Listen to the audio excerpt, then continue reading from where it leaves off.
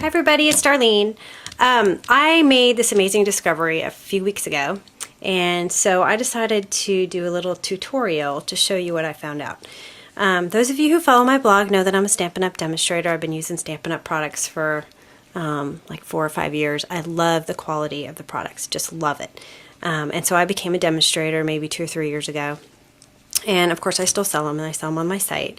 But you know, they didn't have everything, and so you know, I went outside the box and purchased products from different brands. And about a year ago, I saw a bunch of cards that were using distress inks, and so I just love the results. And so I went out and purchased a bunch of distress inks. And this is what distress inks look like.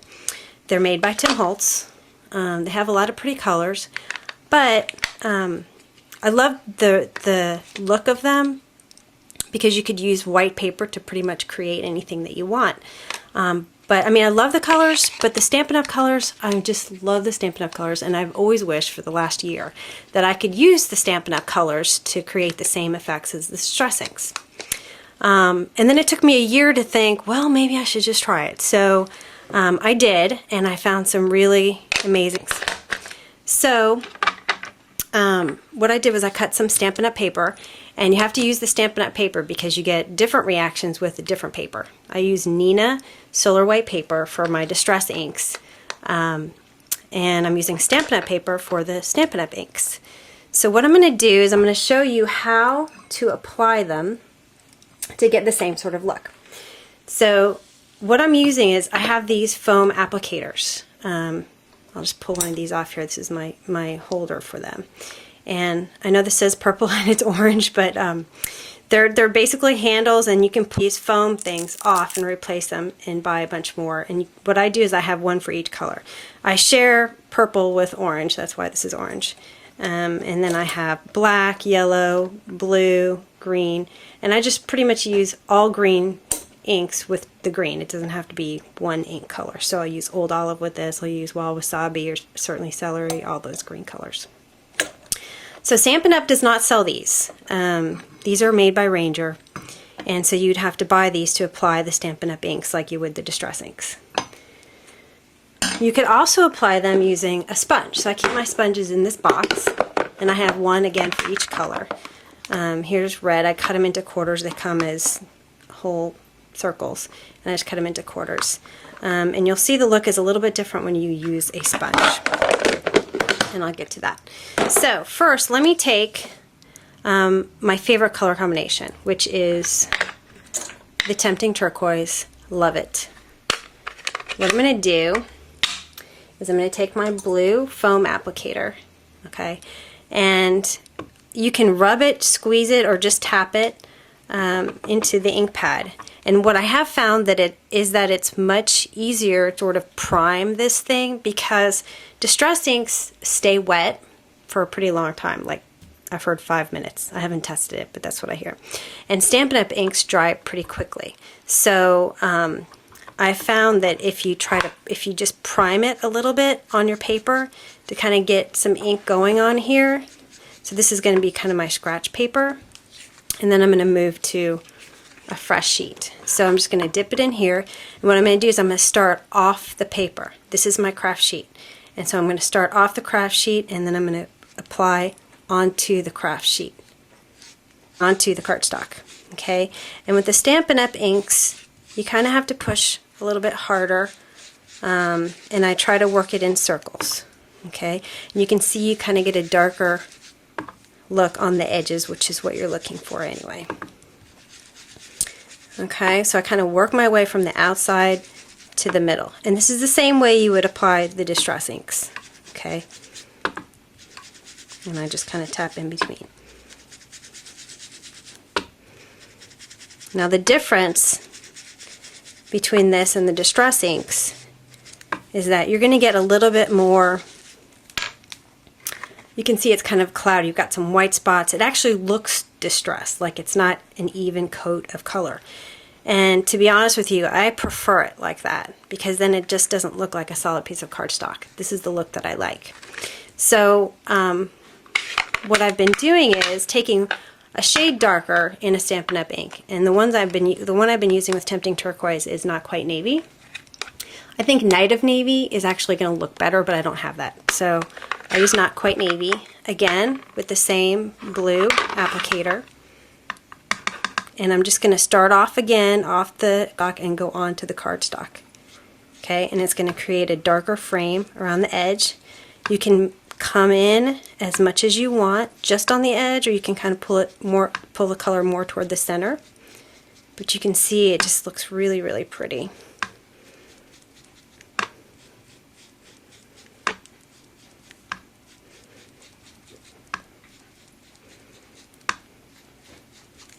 Okay, looks really good.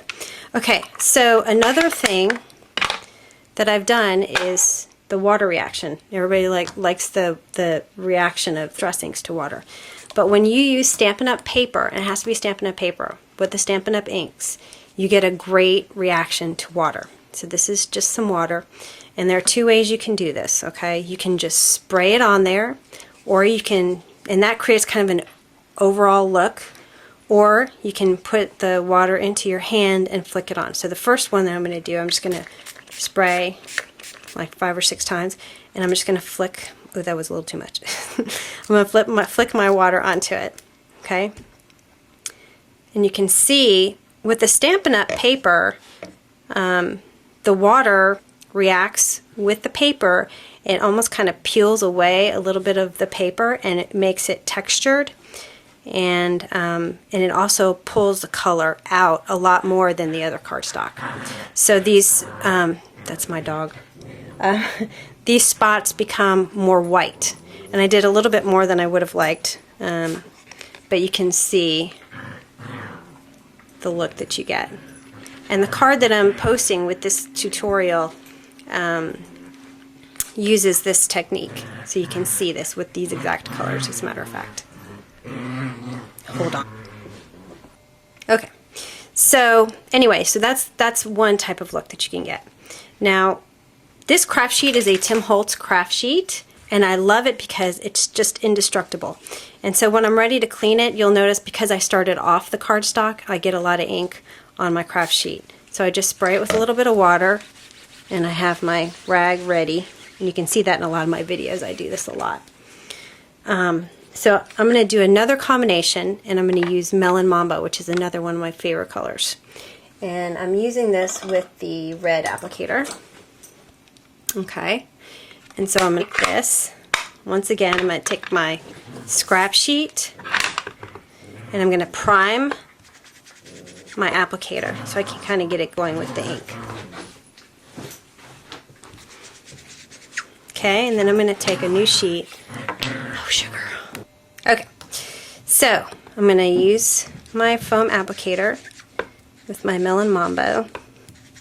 And you want to make circular motions because that gives you the most even coverage. Love this color.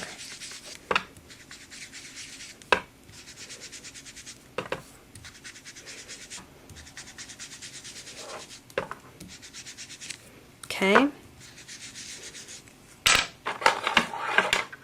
Now the color that I've used on the outside for the Melon Mambo, I have rose red, and that makes a really pretty outside color to just kind of create that dark frame. I'm not going to do the whole thing, but you can kind of get the idea. Okay, so what I'm going to do now is I'm going to spray the whole thing. What you want to do is you want to get a little far away because you don't want it to puddle. You just want it to give any spread of water. So I'm just going to just spray it twice like that. Okay, and I'm going to wait for it to dry just a little bit. And you'll see that instead of the big water splotches, you're going to get just teeny tiny little water spots. And it's going to remove just a tiny bit of the color, and it's just going to look like it's textured. So I don't know if you can see that or not, but it's really, really pretty. Okay, and I just want to show you the blue as it has dried a little bit. You can see how cool that is. Okay, and I'm going to show you, I'm going to wipe this up. I'm going to show you one more color, and that's the orange. it is just so pretty. I'm using pumpkin pie.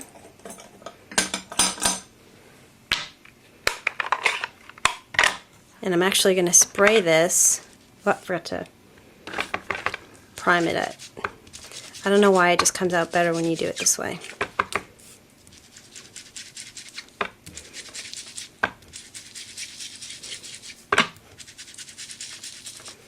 I'm excited about this. I could not sleep for 2 days. I know that sounds nutty.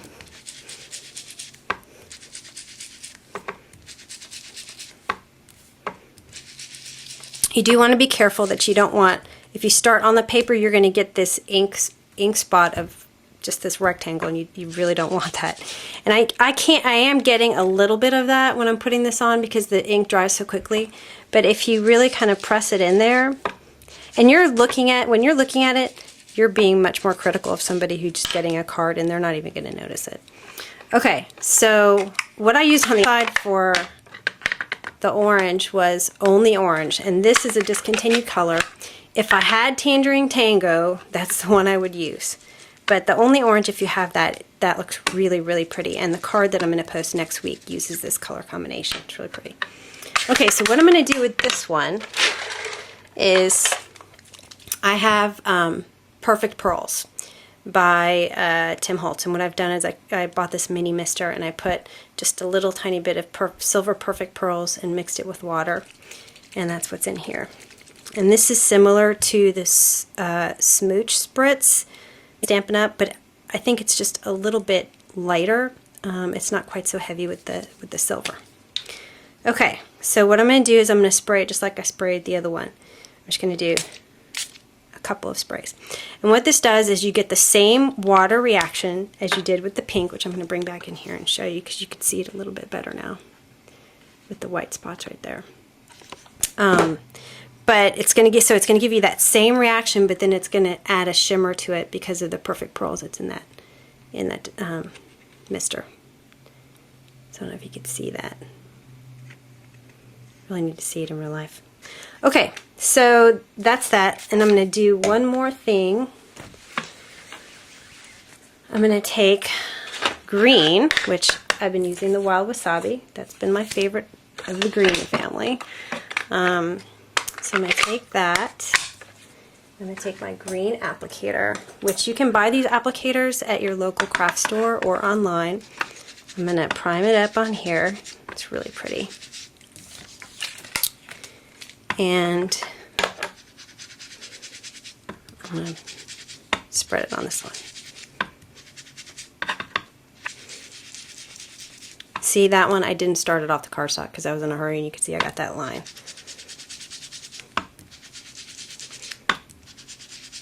See, I got another one there and it went away because I did it quickly and I pressed pretty hard.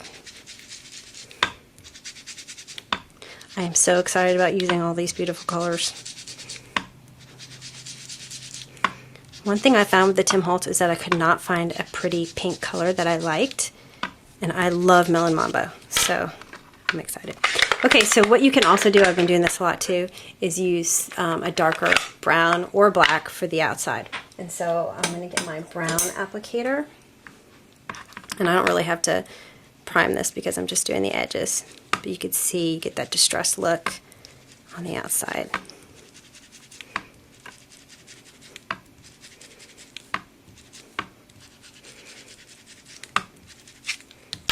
Okay, so you can see that. So pretty. Okay. Let's see. Actually, I did want to do one more thing. I wanted to show you the sponges. So here's my sponge container. I'm just going to use the red. I have another piece of cardstock here. I'm going to use Melon Mambo. And I'm going to show you that you can apply it with these sponges. And I apply it the same way. But as you can see, it doesn't come quite as dark, okay? And the look of it, it looks almost like you can see the what do you call it, the fibers of the paper. So you really have to push hard and do it for longer.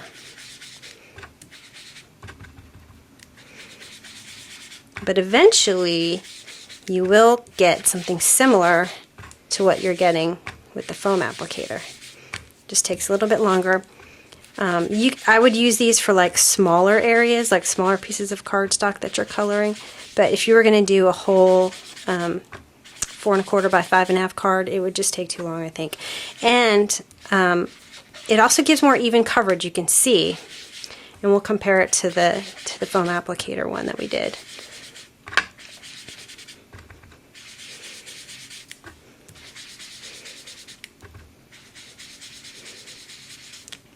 Okay, so here's the one I did with the sponge, and here's the one I did. Well, let's spray this one with water too, so we get the same.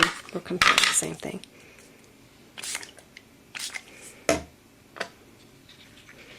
So here's the difference between the sponge and the foam. So you can see the sponge, it's curling a little bit because of the water, but it flattens back out when it dries. You can see the sponge just is a much more even coverage, and it's a little spottier than the foam applicator one. I prefer this, although this looks pretty too. So if I wanted something that was a little bit cleaner, I might use the sponge, and something that I wanted to look a little bit more artistic, I would probably use the foam applicator. Okay, so hope you enjoyed this tutorial. If you have any questions, let me know. Today's card uses this technique, and I'm going to be using it on next week's card also, and then I'm going to be using it sporadically after that. So anyway, just wanted to show you that because I was so excited, and I hope you have a great day. See ya.